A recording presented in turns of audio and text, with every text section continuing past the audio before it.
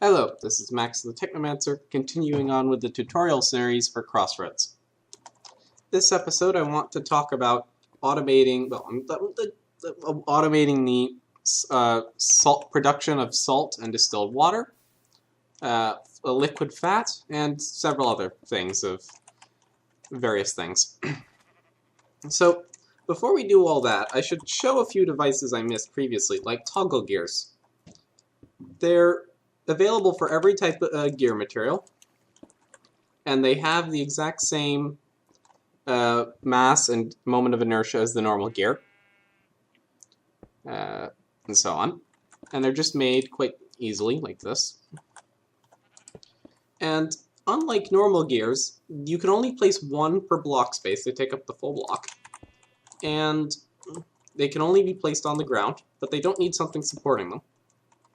And you'll be noticing that it's on an axle and the gear is raised. Now, if I were to get a lever, this interacts with redstone. I had a gear set around here. Oh, I dismantled it, didn't I? Yes, I did. Right, let me demonstrate something.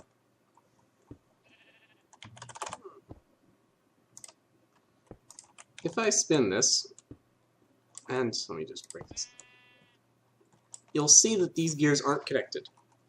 If I provide this with a redstone signal, it will lower the gear and now it will be connected. So basically, the toggle gear toggles whether or not it is connected to and acts as a gear with a redstone signal. Right. It also can be measured by a comparator. This will measure. This measures basically the speed of the gear is spinning. So if I get an omnimeter, this gear is spinning quite fast because I use the creative mode only cheat item to make things quite high energy. So this is high redstone signal. But if I were to slow this down, we would see the redstone signal decrease until it hits zero. Until it hits zero when the gear stops spinning, and then increases again as it starts spinning in the opposite direction. The equation for the redstone signal is in the formula for the redstone signal is quite simple and is in the book, the documentation book, under the toggle gear section. Now, there's something similar for heat cables called the redstone heat cable. Once again, available for all variants. And the idea with these is it's a heat cable that only connects if it has a redstone signal. So, and also if it is activated. Oh, and I should mention, you can only measure this thing with the toggle gear with a comparator if it is active and connected. Otherwise, you can't measure it.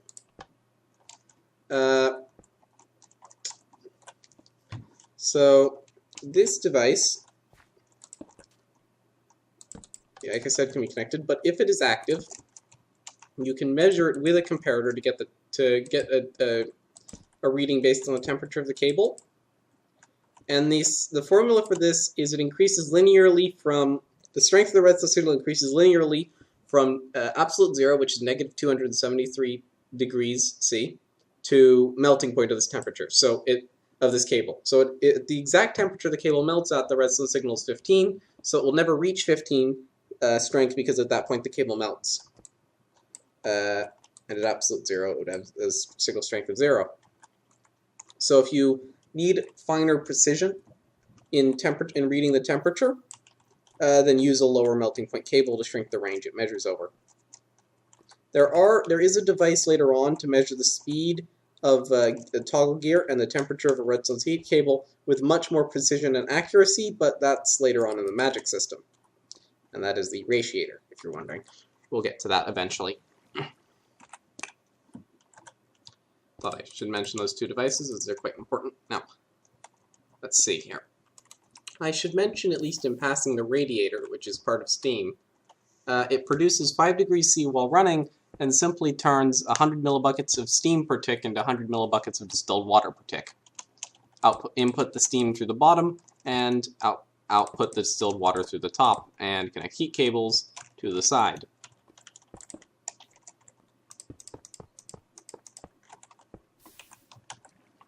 Now, on to the more main features here. Oh, one more minor thing I should mention, the item chute. You take an item chute port, which is like this, and item chutes,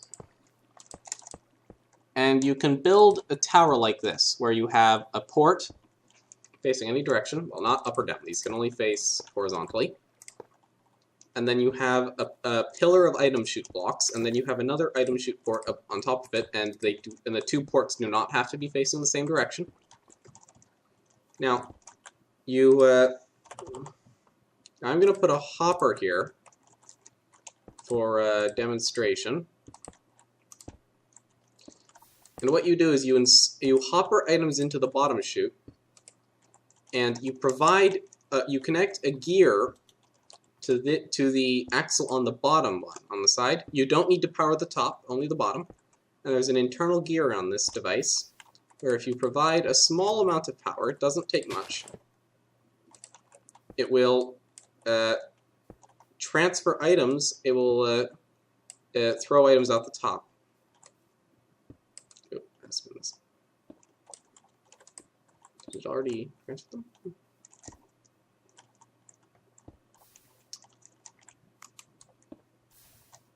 And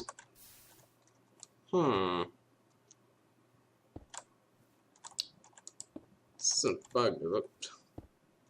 Oh dear.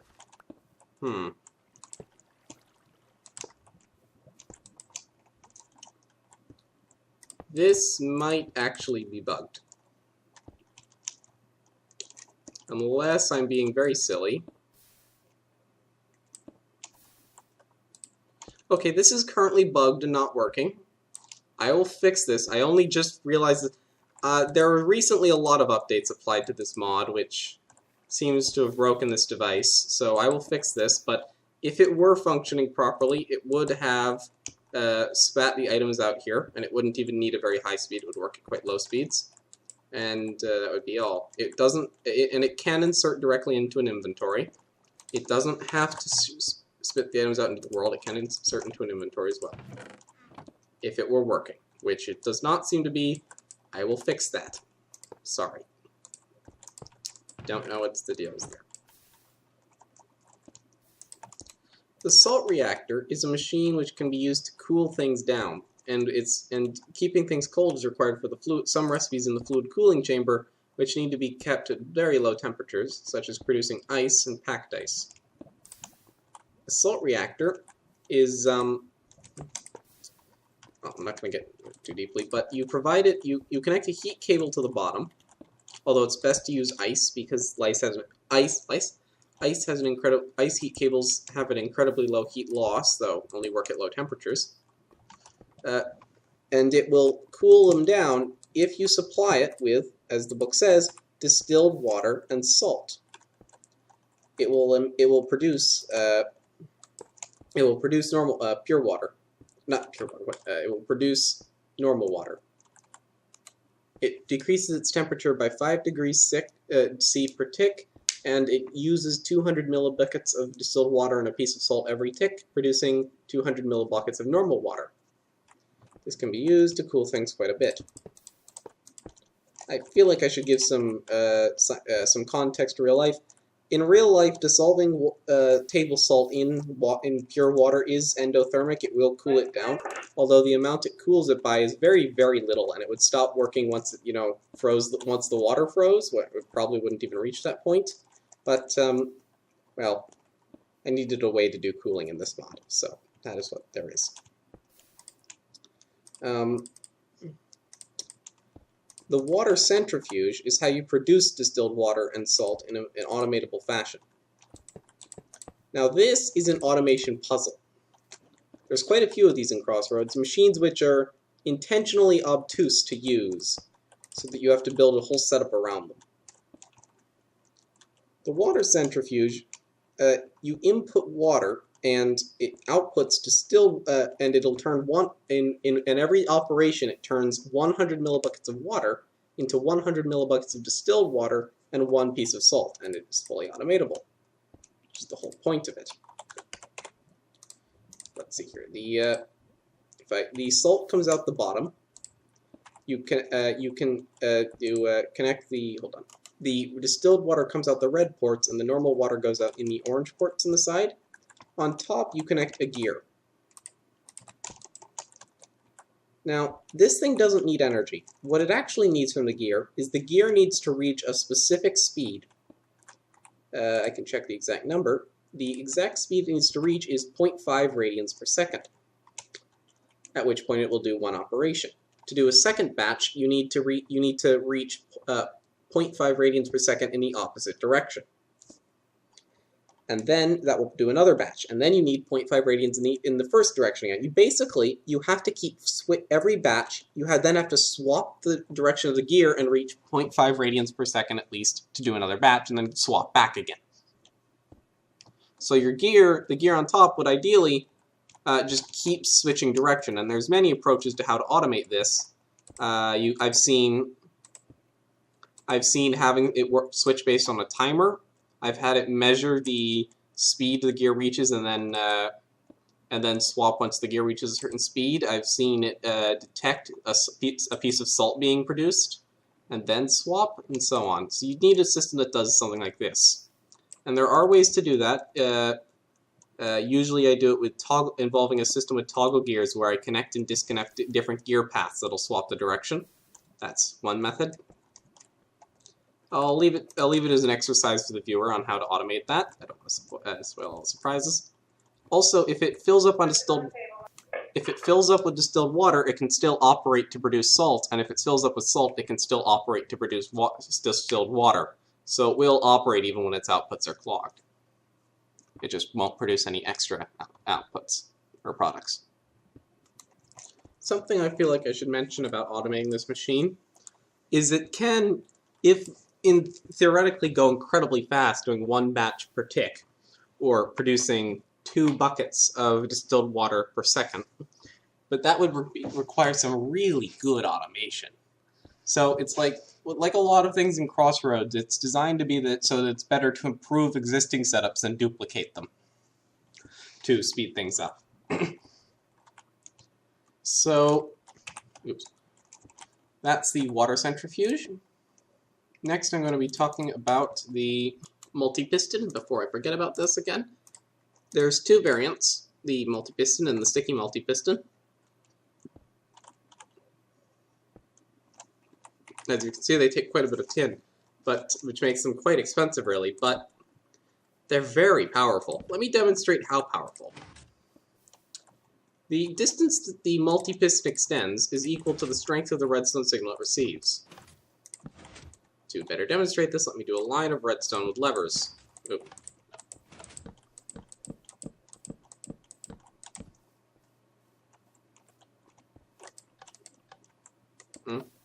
Oh, this last isn't connecting because this lever's sleeping. No.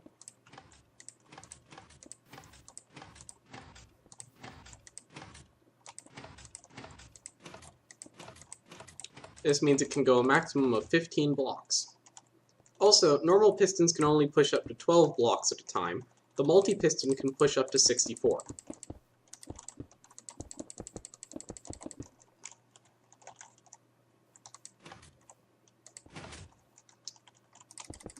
As you might imagine, this means it can move quite a bit when you combine it with slime blocks. Let me just do this,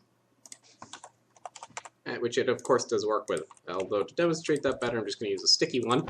The sticky multi-piston acts exactly as you might imagine based on the standard multi-piston. It acts as the same as a normal multi-piston, except it retracts the first block in the line. It won't retract the other blocks, only the first one. Also, you may have noticed these things extend and retract instantly. If I build some sort of slime block contraption here, which can be quite big since it can push 64 blocks at a time, as you might expect. Also, they can move entities quite well. Since this thing moves blocks instantly, and it can move entities, as I'm about to demonstrate here, if I just place myself in the line here, yeah. However, retracting won't pull the entities back. It's possible to make a very rapid transport system with these things in sequence. Also, if you probably know that if you use a normal vanilla piston with a slime block attached, and you use this on an entity, it's going to bounce them, right? With a multi-piston, it does the same thing. Oop, I placed it down and was standing in front of it, sling me. It does the same thing, except the distance it bounces, except the size of the bounce is based on how far it extends. So if you extend it 1 block, or if you push an entity for 1 block with this, it'll do the normal strength. If you push them 2 blocks, it's twice as the bounce. And if you push them 15 blocks, the maximum, it's quite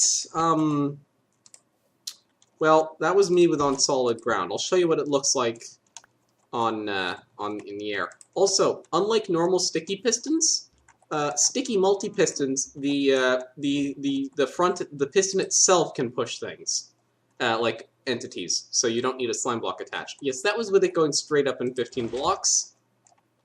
Yeah. It's, quite strong. I should mention, though, that unlike a slime block, if you use the sticky head itself, it won't prevent fall damage, so if you want to prevent fall damage, slime block is fine. Let's just look at our maximum Y value. Looks like around 80. Yeah, it's quite powerful. Quite a launcher.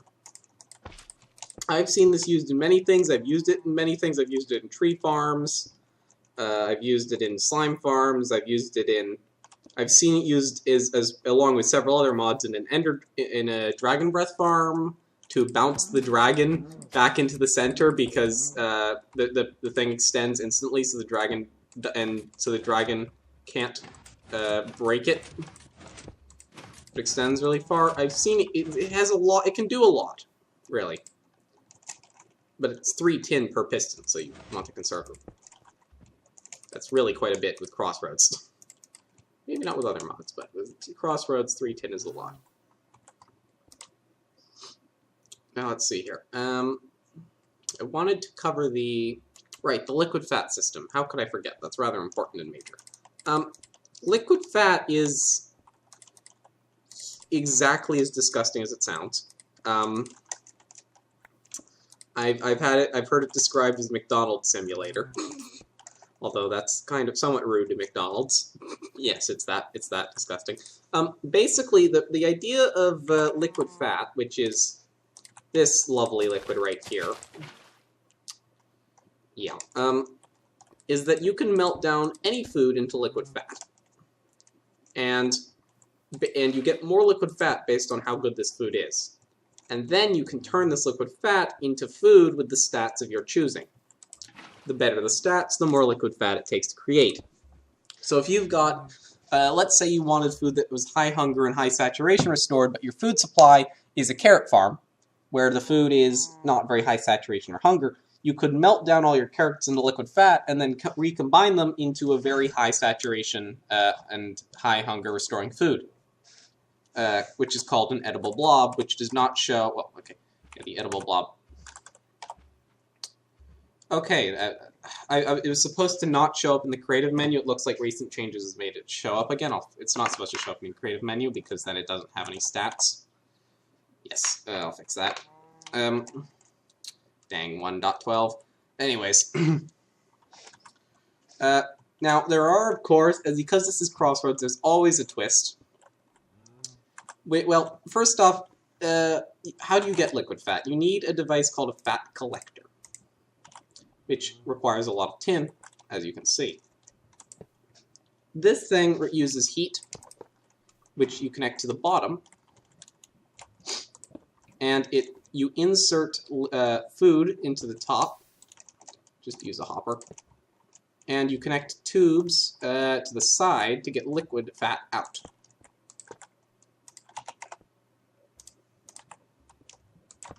Right? Well, it sounds simple, right? There's always a catch, isn't there always? Most machines require you to get above a certain temperature. Some require you to be below a certain temperature. This machine requires you to be in a temperature range. And its heat use is non-constant. it only uses heat while it's actually eating food, right? So it's got a range of 140 degrees C to 160 degrees C.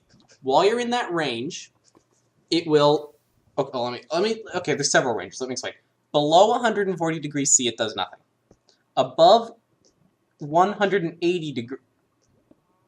I'm trying to think. Yeah, sorry. Above 200 degrees C, it will use up food, but it'll just destroy it. You won't get any fat. It's burning it up. Between 120 and 200 degrees C. Let me check these numbers in the book. Sorry, I'm pulling these out of my head. Right. Below 100 degrees C, it does nothing. Above 200, it burns up all fat produced. Between 100 degrees C to 200 degrees C. Now, so you've got an operating range of 100 degrees to 200 degrees, right? Now, there is an inner range within that, 140 degrees C to 160 degrees C. If you're inside that range, then you actually gain food from converting food into fat, right? Every food has a value, which is just the saturation plus hunger restored. There is a certain conversion ratio between value and hunger and fat. In that inner range of 140 to 160 degrees C, you will gain 20% more fat than you should from that conversion rate. From 100 degrees C to 140, you gain 20% less, and from 160 to 200, you gain 20% less. So you'll be less efficient if you're in the outer range, and you'll be more efficient, in fact, very, very efficient. You'll gain food value from being in the inner range of 140 to 160 degrees C. So you need a system that can regulate its temperature in that range. And there's ways to do that. You could have it heat up and then have some system that connects a redstone heat cable to a heat sink to cool it down when it gets above a certain temperature that you measure with a comparator. You could turn on and off the heat production. There's various ways. I won't go into the details. I'll leave it to you as an exercise for the viewer. And you can burn up any food, except you cannot burn up edible blobs, which are the food you produce with liquid fat. So that's the only food you can't burn up. Status effects on foods don't affect it, so you can burn up rotten flesh just fine. You can burn up golden apples with no extra benefit, so if you want to burn up all your notch apples into liquid fat, go ahead. I won't stop you. So you get your liquid fat from this. That lovely liquid. That's how you get liquid fat. Now there's two ways to use liquid fat. You can either make a fat congealer or a fat feeder. The fat congealer turns liquid fat into edible blobs which you can eat. The fat feeder directly feeds players nearby with liquid fat. Let's start with the fat congealer. While this was a heat puzzle, this is a rotary puzzle. Input liquid fat into the side, connect a gear to the top, and it'll just spew out congealed blobs out the bottom in item form. It'll just spew them out. Just collect them within a hopper. So the puzzle here is that you want to have custom stats on your food, right? Well, there's not an interface you can open. I'm right-clicking it. There's no interface you can open to program this thing in with your stats. What you've got to do is there's two equations, really. The value of the created food is the energy of the gear attached to the top divided by 10. All right, so first off, if you want a food with a value, and value is saturation plus hunger restored, with a value of 10, you're going to need a gear on top with an energy of 1,000. Sorry, of 100, not 1,000, of 100. And you're going to need to keep it around 100. That controls the value. Now, the saturation of the food created is going to be the value times this, let's see here if I can find the exact equation, will be the value created, which is energy divided by 10, times the speed divided by 2. So if you want a value of 10 and 5 saturation, then 50% of your value goes to saturation. So you'll have 5 hunger, 5 saturation. So you need 100 energy in the gear, and you need a speed of 1. Now, you can't control speed and energy independently with one gear type. right? Because there's a set equation for converting between speed and energy. However, if you use a different type of gear with a different moment of inertia, you'll change the formula, the values plugged into the formula for converting between speed and energy. So, for example, if you want to create food where the stats are 8 saturation and 8 hunger restored, I just know off the top of my head that you should use a gold gear with 160 energy in it. Right? So you need to calculate what type of gear you should use. You can use large gears, you can use axles, you can use any type of gear you can attach to the top. So it's up to you to work it out. And that will be the stats of the food produced. And there's ways to control the energy of the gear as well. You could turn on and off the rotary power production. You could connect to drills to vent a lot of, to waste away a lot of rotary energy when you have too much in the gear. There's things you can do. Toggle gears are again important for this. The fat feeder is the other way to use liquid fat to feed yourself. And this is another rotary puzzle. So all the ways of creating liquid fat are a heat puzzle, and all the ways of using it are a rotary puzzle. So you've got to know both. Let me lift this one up. Let me not put it in the ground again.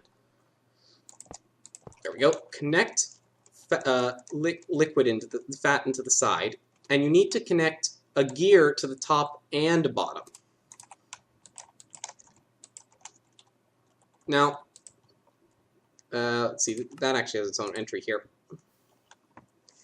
Both gears need to have a non-zero speed.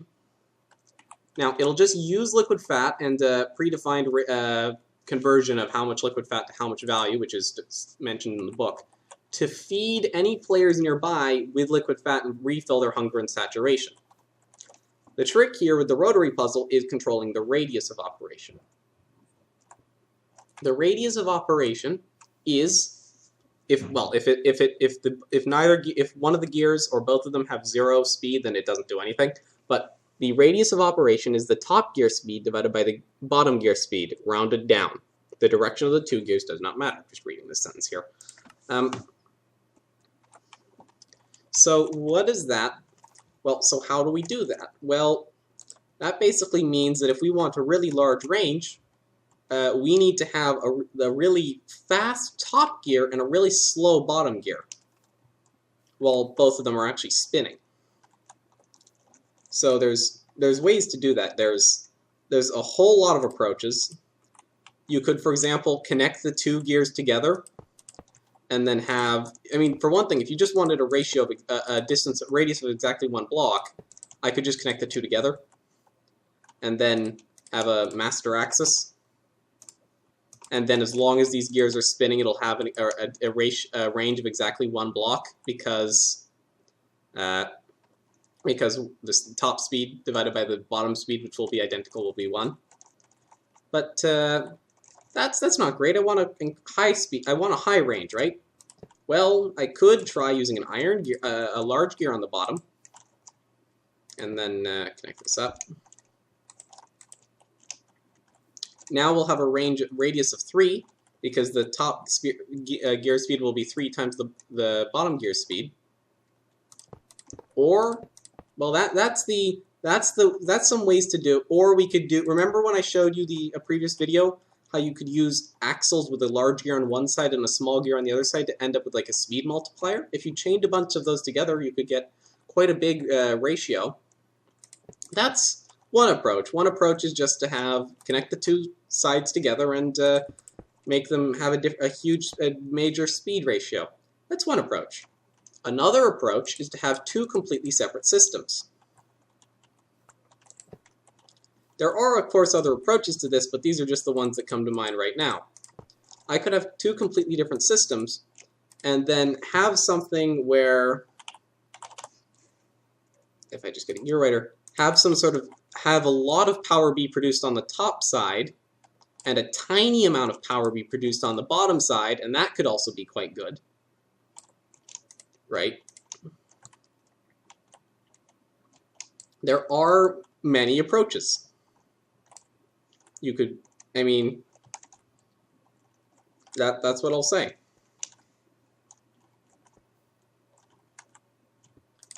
Now there's one last block I need to cover in this video because I keep forgetting to mention things. Sorry. Which is the redstone fluid tube. Well, there's two last things I need to mention. One is that while I was talking about redstone heat cables and toggle gears, I should have mentioned comparators can read how full a tank is. So a full tank is 15, an empty tank is 0, and linearly all between. And there's also a redstone fluid tube which cannot be read by a comparator, but only connects while it has a redstone signal.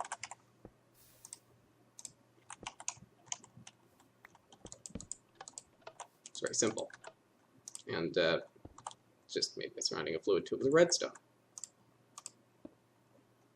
That basically wraps up all the content before magic, besides the Bobo items, which I'm going to leave to the player to work out.